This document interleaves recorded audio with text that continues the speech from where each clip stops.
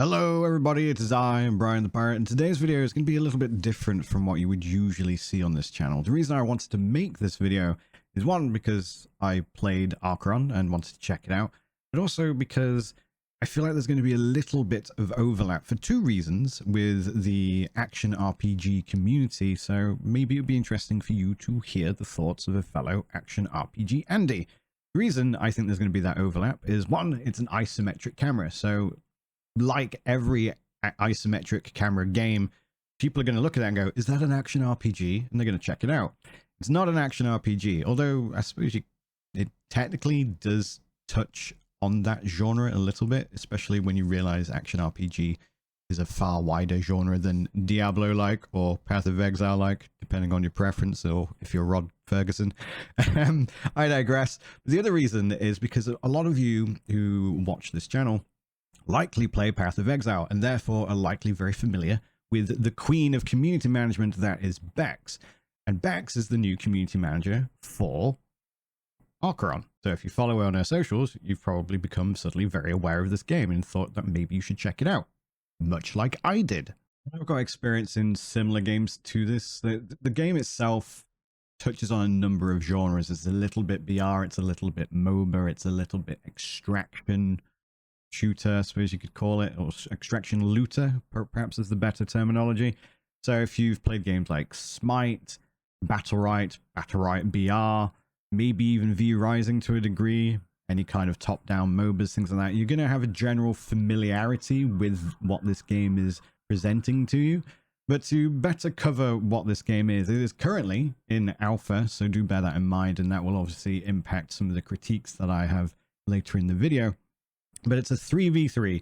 You join with a party of 3, you and either 2 randos or preferably 2 of your friends, into a match against 45 or a total of 45 players.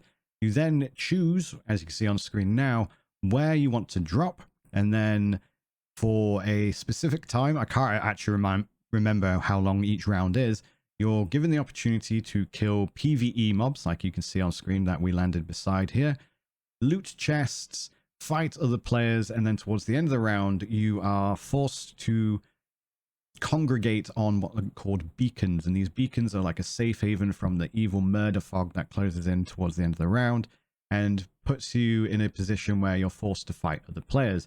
You eliminate some of those teams, and then once you're the last person in your beacon, or the last team in your beacon, you ascend then to the next level where there is more opportunity to get more loot, but in a slightly smaller map. And you repeat that until you get to the final round where it's just you and one other team, and hopefully you are the winner. As you can see, it's going for a dark fantasy vibe as well as a dark color palette in general, which I have a little bit of issue with, which again I'll get to later on in the video.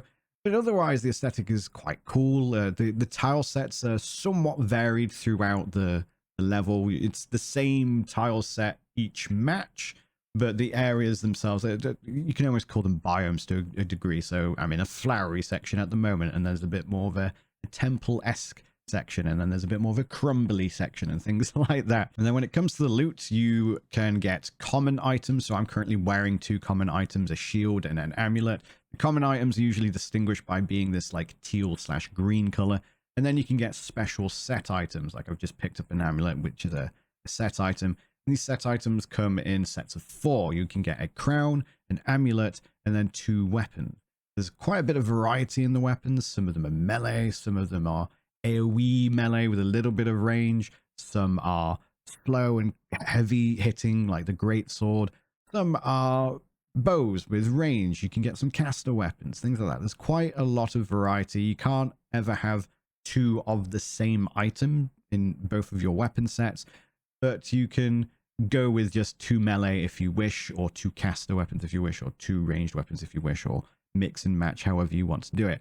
I was actually particularly fond of the shield that you can see me using here. This is actually my first game ever, so the gameplay is going to be a little bit potatoey. I'm just going to let random footage play in the background and maybe reference it if it happens to be referring or congenital to what I'm actually discussing at the time. But I was actually quite fond of the shield to the point where I'd use it in late game, because it would give you the means, as you can see I'm using here. It gives you like this secondary health bar, so an additional layer of defense, and you can attack with it whilst defending.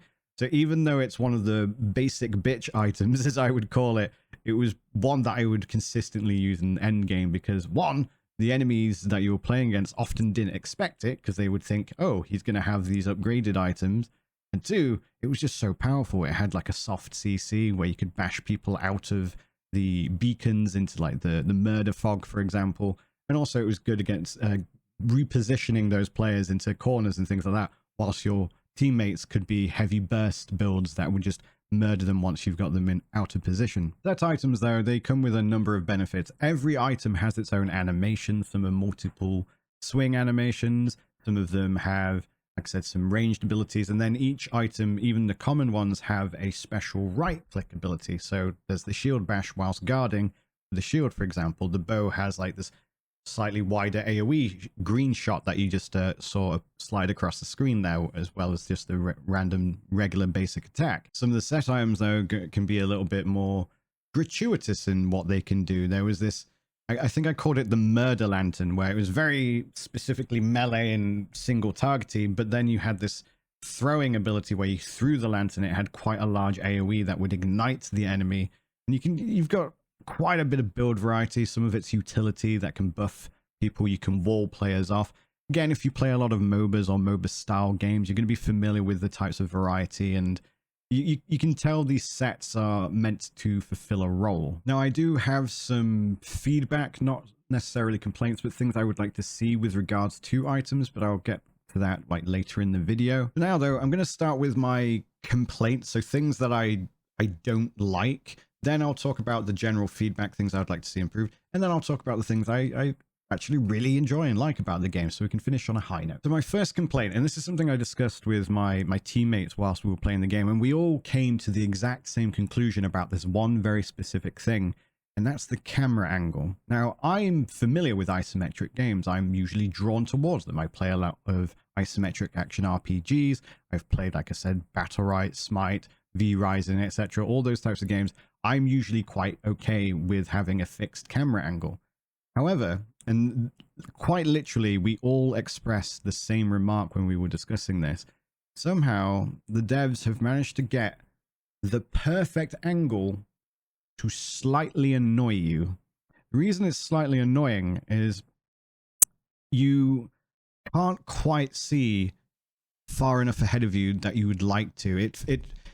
It's hard to describe. It almost feels uncomfortable. You know, in the same way that if a fly is in the room and maybe you're watching a movie and occasionally it will drift into your peripheral vision, and it's not in itself the most annoying thing in the world, yet it makes you uncomfortable knowing that it's there, slightly distracting you, slightly just irritating you. And this camera angle provides that same feeling as the annoying fly in the room.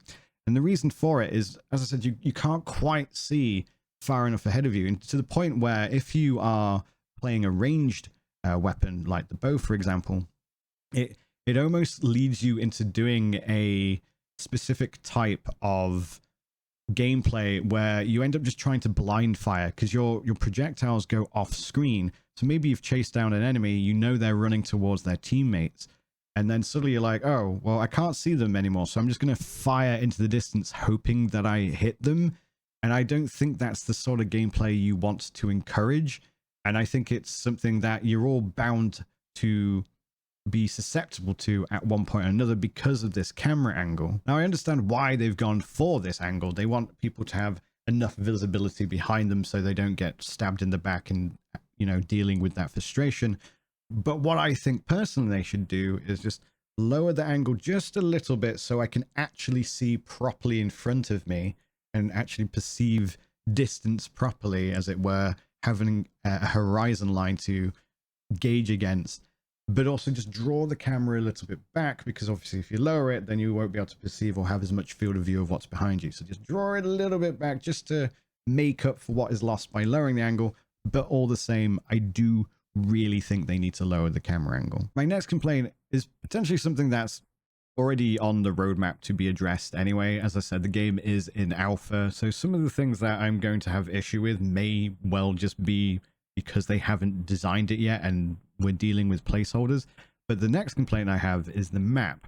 Now, there is somewhat of a solution that I found in the options with regards to the map. So that you've got the map in two forms. You've got the overlay map where it will fill the entire screen. And then, of course, you've got the mini map in the top left corner. Now, initially, by default, the mini map will rotate as you move and look around. That, personally, I found incredibly disorientating, especially when you bring up the overlay map and you go, okay, which is a fixed map. You go, I'm going over here. And then you go to the mini map and it's constantly rotating around. And as you can see, there's not a lot of detail to the map itself. It's essentially a silhouette of the level that you're on. And it's just a lot of gray oblongs, essentially. So it again can be a little bit of a pain to navigate around. You do have like pinned things on the screen on the HUD, I suppose you could call it, which can direct you. You can put pins on the map to make that a little less disorientating. But even so, when you're just generally trying to run around and explore, trying to acquire chests and loot and things, it's just a little bit hard to actually distinguish where you are at times because everything is just grey oblongs. As I mentioned though, and as you can see, you can stop the map from rotating. So if that's something that you found incredibly annoying, you can go into your options and just tell the map to remain fixed with the cardinal directions north, east, south, and west. I found that to be vastly an improvement on navigating around the screen.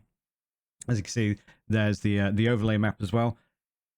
I would like to see a legend or a key for the map. If you're not familiar with those terms, I basically want the map icons to be explained.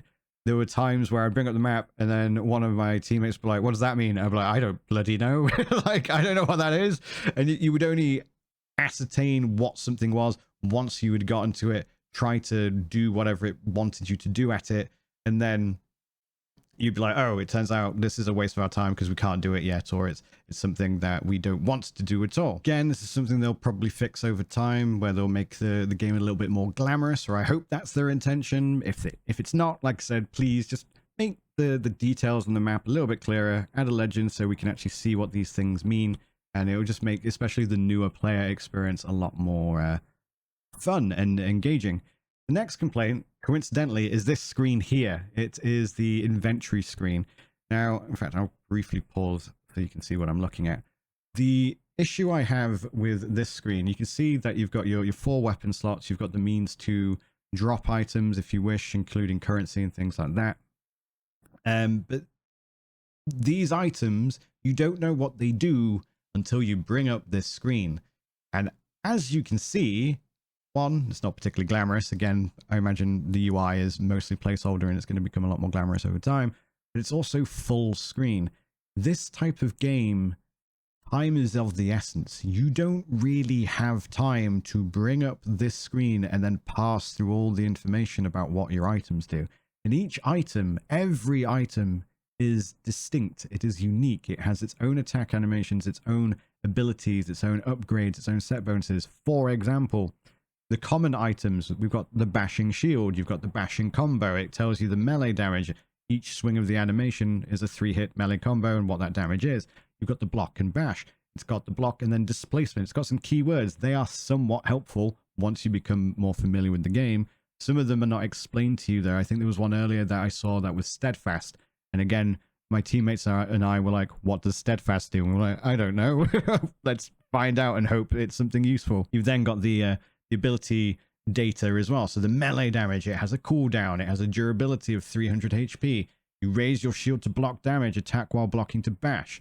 But then you may have the set items. For example, in this case, we've got Vaton's Payback Crown. So you've got the damage reflect. It has a cooldown of 15 seconds, reflects 100% of damage, duration of 3 seconds, reflects all types of damage. Then you've got an upgrade path. So when you upgrade it, it gains, or it has its cooldown reduced to 12 seconds. It then has a duration increase to 5 seconds. It has a set bonus. Set bonuses, there's 2 usually, one for the crown and amulet, and also then one for the weapons, if I recall correctly. So there's 2 different set bonuses that you can get in total. You've even got a little bit of flavor text, but you don't have the time to read through all of that, because whilst you're in this screen, another team may come up on you and murder you, or sometimes, which actually happened to me, mobs spawned beside me and started fisting me, and I was like, can you not? buy me dinner first. I had to come out of the screen where I'm having to pass through all this information. And again, especially when it's you're the new player and you don't know any of this because you haven't experienced enough of the game to familiarize yourself with these items. It's a lot of information to pass through all in one go. Then you've got the consumables and the anchor abilities as well, when you can buy stuff from the shop that you can find within the game. So I would love to see, one, a UI that just makes that information a lot easier to read. There is, when you are actually playing the game as well, this only happens if you've already got items equipped, but once you've got those slots filled, if you come across another crown, it will bring something on the right hand side where it will show a comparison screen, which does then prevent you from having to bring up the entire screen. But if these are items that you've looted because they're the first things you've come across, you're forced to bring up this screen, and I would like to be able to see what I'm doing, basically. And again, I would also like it so it's just easier to digest that information in a far quicker way, if at all possible as well. Now, my next complaint is a kind of a two-in-one. There is a mob in the game. I can't remember if they're called Annihilators. I think it's Destroyers. I'm going to call them Ruin Your Dayas because they're these invulnerable mobs. It's now on screen. It's that big beef castle of a thing there. Now, this is probably very much a me problem, but I think it's something worth raising. In the heat of combat, all the enemy players are quite colorful. They're very distinguishable. They've got these massive health bars that glow. They're very striking. I found, and it happened to me on a number of occasions, I would be so focused on killing the players because they're, in contrast, quite colorful.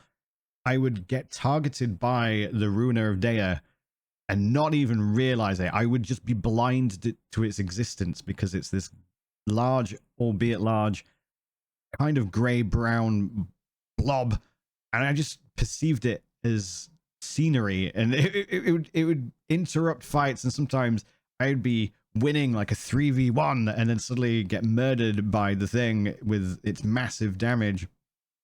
So my complaint is, can we please just make it a bit more distinguishable? I know it probably sounds stupid. You're probably looking at this footage now going, how could you not see that?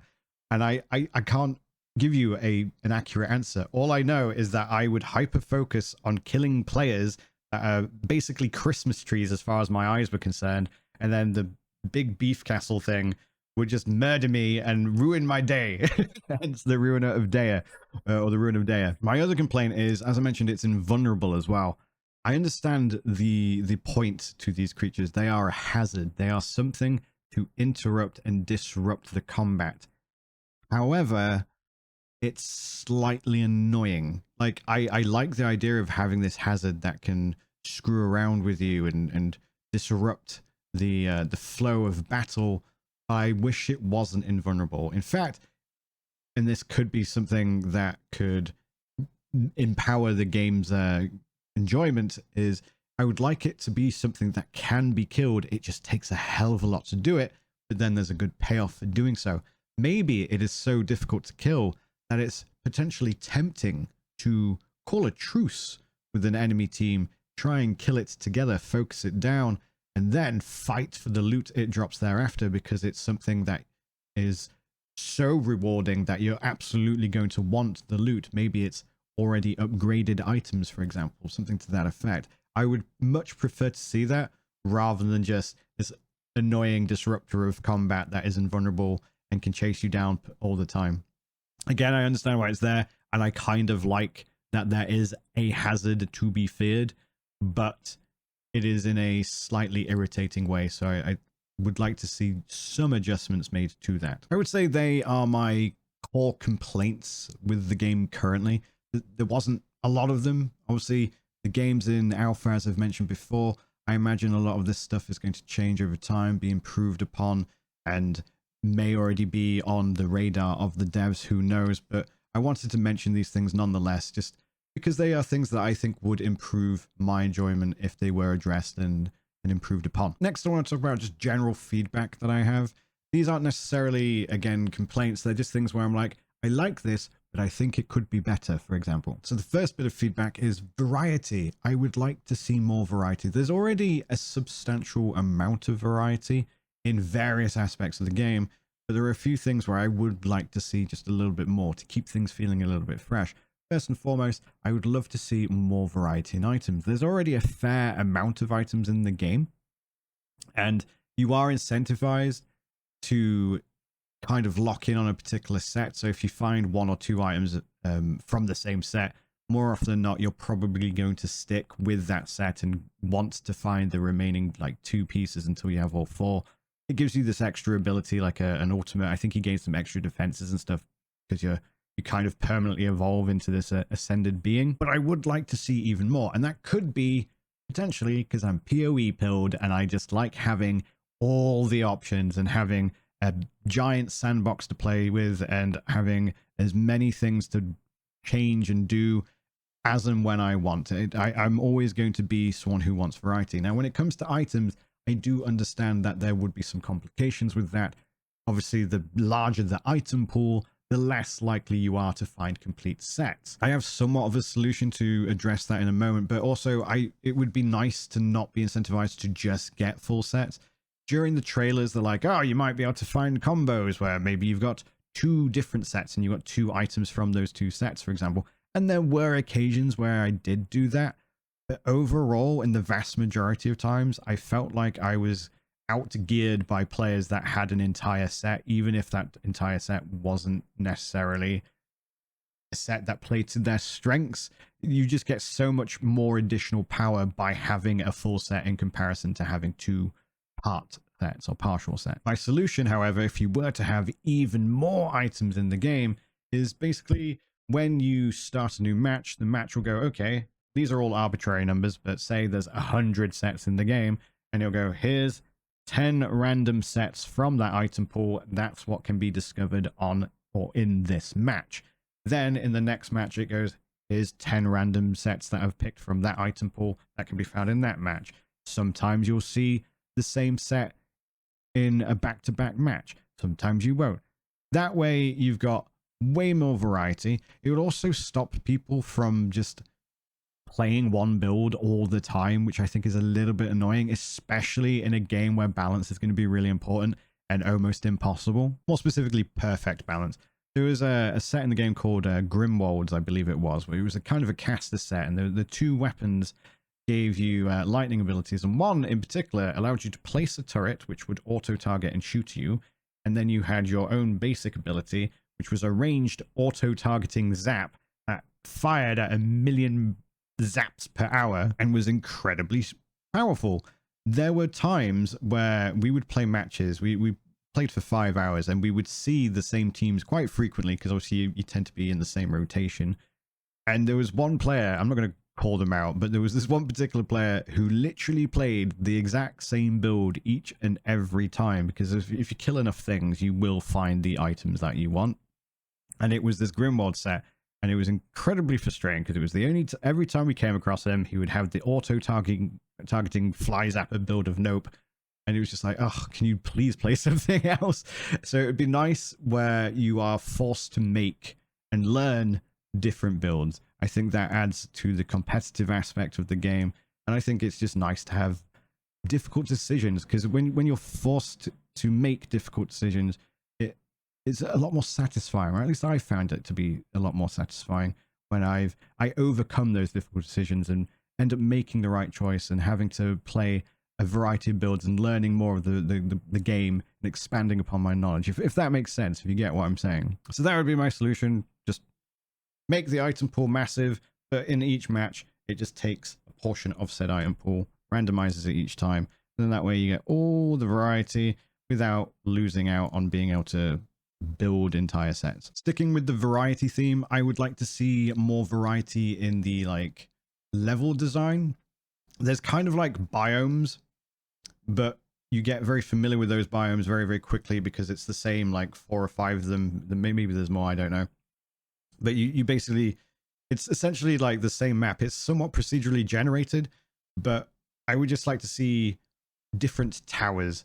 Like this one's very dark and dreary, and I would like to see one that's maybe not dark and dreary, and perhaps another one that's in the desert and quite sunny, and another one that's very cold and wintry or something like that. Like, not literal biomes, although if the towers are crumbling or whatever, or really old, maybe there's chances that the weather can slide in some way or another, but you get what I mean. I would just like to see a bit more variety, and I'm sure that's something that they've got planned.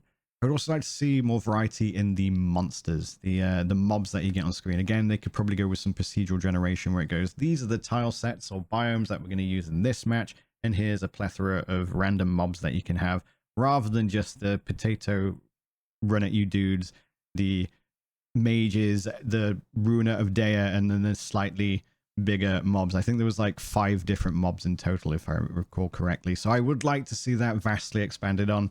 Again, that's mostly just to keep things fresh, so I don't feel like I'm just playing the same match over and over and over again, and the only real variety being items and moment-to-moment combat. I'd also like to see a bit more customization. The customization in the game is, at the moment, essentially you enter the party screen and you've got an emote that you can pick. You've got like your heart thing. So in the middle of the screen, actually in the UI, you can see what mine looks like. This is in the center of your character model. It's actually the thing that gets stabbed when you execute a player. And mine in this case is literally in the shape of a heart and heart colored. Whereas you could have like, I don't know, a green oblong shaped crystal instead, or a dark purple cylindrical crystal or whatever. But there's no like, you can't go, I want this shape and this color. When it comes to the player model, you've got about, I think it was about 20, maybe slightly less, maybe slightly more, give or take a handful, where they're all very cool, but I would like to be able to make my own. Frankly, it would be really nice if I could just make my own, have some different facial features, body types, etc., rather than having these presets. Again, this could be something that's on the agenda, on the roadmap. Maybe they intend on doing that. If they don't know, that is something I would like to see in this game, especially as I think in order for this game to survive, and I know I'm not a game dev, but I am very familiar with the game industry as it's something that I basically follow pretty much professionally because of the podcast that I do and whatnot. I think this game is going to need to be free to play. Cosmetic only, no pay to win. There doesn't appear to be any pay to win at the moment either, but cosmetics only, and make it free to play. Now the reason for that is, one, it's 3v3, so not everyone has friends. You want to make as wide a player pool as possible, and free to play enables that. If you put any kind of price tag on the game, that is going to be a barrier, especially a barrier for a genre, albeit a mix mash of several genres. All of these genres, in fact, are arguably kind of niche, like the extraction, MOBA, BR aspect. They're all things that people who, unless they're already invested in that genre, see that and go, nope, I'm going to steer clear of it. I have that issue with a lot of my friends. In fact, they'll hear the word MOBA and they'll be like, yeah, I'm not touching that. Oh, BR, I'm not touching that. Oh, it's extraction, I'm not touching that. So you're going to want the game to be free to play, just so they can go, you know what, screw it, I'll give it a go. Because the game is very, very fun. The combat, the moment-to-moment combat especially, really, really fun. You can have a really great time. But obviously, if you don't have a lot of friends to play with and you put a price tag on it, you're going to be substantially minimalizing how big a player pool you can have. Plus, if they go free to play, it would likely mean that they go with the live service model, which means you could look forward to big updates, maybe events, things like that. And again, I think that's something that will just keep the game fresh. I think it's a model that will play well to this hodgepodge of genres. You see it already with other battle royales, things like that. They already add these events over time, every quarter, etc. And it just makes the game feel new pretty much each and every time you play it, each season or league, whatever you want to call it. You'll be able to change up the meta, add new items, add new tile sets, add new points of interest, maybe in-game events like you have to fight a gargantuan boss and somewhat team up with other enemy players in order to benefit from whatever loot they drop thereafter. An additional bit of feedback to that, or in regards to that as well, I would like to see 2v2 free-for-all. So if you don't want to join up with randoms, for example, which a lot of people don't, it is a common complaint that you see in almost every game where they say, oh, it's forced 3v3. People are like, well, I don't have friends that play this type of game or whatever, and that puts them off from wanting to play it. So having the opportunity to just like be able to queue up, solo queue, and not get ganked on by pre-made 3-man teams and things like that is going to be a huge boon. It's something you see all the time, a very common complaint, for giving people the opportunity to be able to solo queue and just do a big old free-for-all. One, I think, will be quite fun. I know the balance would have to be adjusted for that, because obviously the game balance for 3v3 is going to be different for free-for-all. But if you want the game to survive, I'm afraid that's something you're going to have to do, in my opinion. I know it's very easy for me to say that, but again, it's something we've seen in this industry numerous times already, and it can kill games not having those options. That's about it for like the feedback, the complaints, etc. Now let's talk about the things I really like about this game. I've already mentioned the combat. The combat is very, very fun. When you get into a brawl, sometimes it's multiple teams at once, sometimes it's just 2 teams going head to head, depending on how late you are in the game, especially. You're all drawn into these beacons like you can see on screen now, and it can get very hectic, but in a fun way.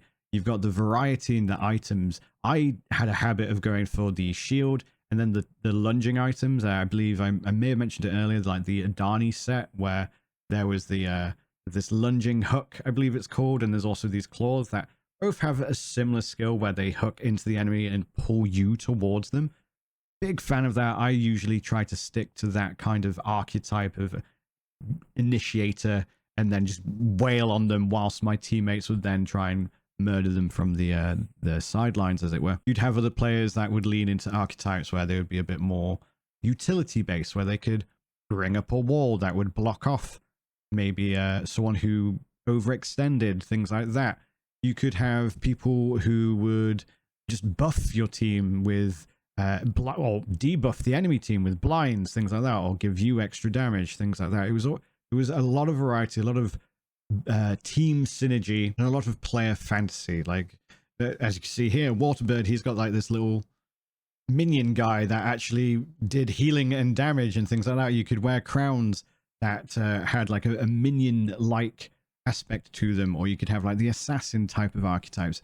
I really, really enjoyed that. As, again, someone who does play a lot of action RPGs, especially as someone who doesn't generally stick to just one archetype. Like, I've got friends who will only play casters, whereas I myself will play everything and try various builds in various manners and adapt my builds as and when I can, especially in this type of game where you kind of need to adapt or die. Having that variety in your builds, or having such build diversity, which again I would like to see expanded upon, was just really nice. And the combat felt fluid, it felt reactive, it was very impactful. I knew when I was being attacked. You sometimes find in games, particularly in like team-based games, sometimes you're being attacked and you're not even aware of it because there's nothing to really show you taking damage. Whereas in this game, aside from the Ruin Yordea, I never really came across that problem. It was always something that I was keenly aware of. It was fun chasing people down, maybe leading people towards my team, for example, ambushing, things like that. There was little points of interest that you would try and acquire extra loot from. You could teleport to different areas in the dungeon for a price. You get this in-game currency, and that would then unlock for other players, so they could also come down to this secret room that you may have located where there's loads of chests that are of the legendary and epic variety, and you'd be forced to fight them whilst trying to loot, and it's all, again, very hectic, but in a fun way, not in a disorientating way. I like the aesthetic of the game as well. I mentioned earlier there are some things I would like to see improved upon, like a little bit more variety in the tower, in monsters, making them a bit easier to see. But otherwise, the dark fantasy, glowy crystal aesthetic, I thought was really, really cool. It is unique, I would say, to the game.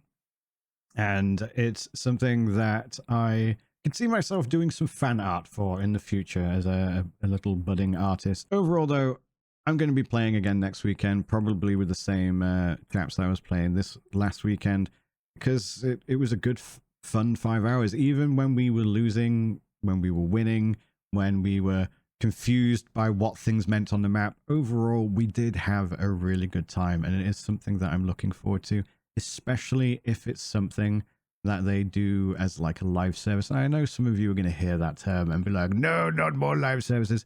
But this is a genre meant for live services, I feel like. So if they do a live service where we're getting new, fresh content every couple of months or every quarter or so, I think this is something I could see myself playing in the long term, rather than going, oh, let's play it for a couple of weeks and then never look at it again until there's maybe an expansion or something in the future. I think that's going to be it from me for this video, though. They are my thoughts, my feelings. Great game. Looking forward to the future. Looking forward to playing again next weekend. Hopefully we'll get the improvements that I would like to see. Whether you agree with me or not, I don't care. It will make me happy. But yeah, that's going to be it from me. I hope you liked the video, you found it insightful. If you did, give it a like, maybe subscribe. I also stream on Twitch, twitch.tv/Brian the Pirate, primarily action RPGs like Path of Exile 2, for example. Otherwise, thank you, as always, for watching. Farewell. I'll remember you.